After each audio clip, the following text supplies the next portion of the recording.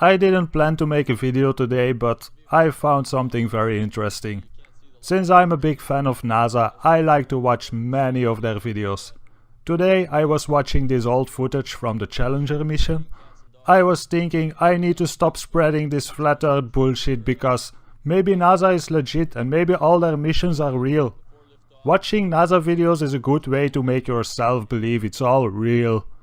Unless you find stuff like I will show you in a minute. Maybe other people found this already, I'm not sure, but I am sure that I never saw this before. So, when you look at this footage, sometimes it kinda makes you think, was it all real? Is it all real? Cause many parts of it kinda look real. Like the part where you see all the people watching the rocket, like this part. It's kinda hard to fake it and it kinda looks very real, so the rocket probably was real. But then, well, just let's keep watching, it will show up in a minute. This video was uploaded by the International Astronautical Federation.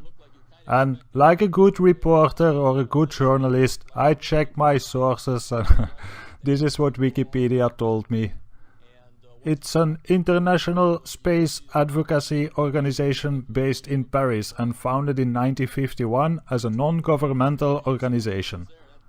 But it's full of governmental people. But that doesn't matter. It's uploaded by them. I will link the video in the description so you can all watch it. And maybe you can put some comments on the original video, but please be polite. Making sure everything is running properly.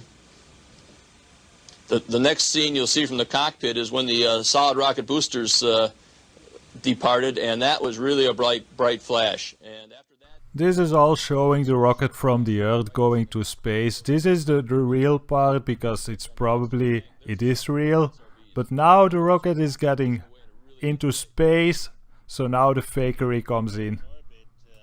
This is the time when you watch the recent rocket launches. This is when they switch to animations. But back in the time there was no software to make animations, so they had to do something else to convince you that the rocket is in space. These days they just use cartoons. It's kinda insane that people believe cartoons. Do you wonder how they used to do it 30 or 40 years ago? Do you remember Thunderbirds? That basically shows it. It's just a bunch of tiny models in a dark room with some special effects. But at least Thunderbirds did a decent job, because in Thunderbirds you never saw a guy in the background showing up. So this video is an astronaut explaining the mission. It's not like practice footage or anything. Watch closely. That was basically our arrangement.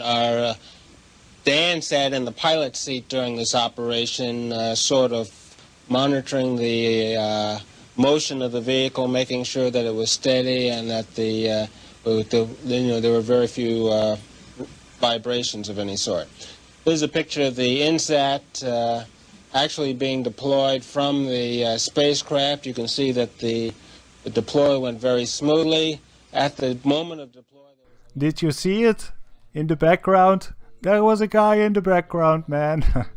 I'm not kidding you. You can't deny that that's someone in the background. There's a guy moving in the background. Here, watch it again. Watch it closely. I looked up, or I tried to look up the size of this rocket. I found this picture. You can see it's massive.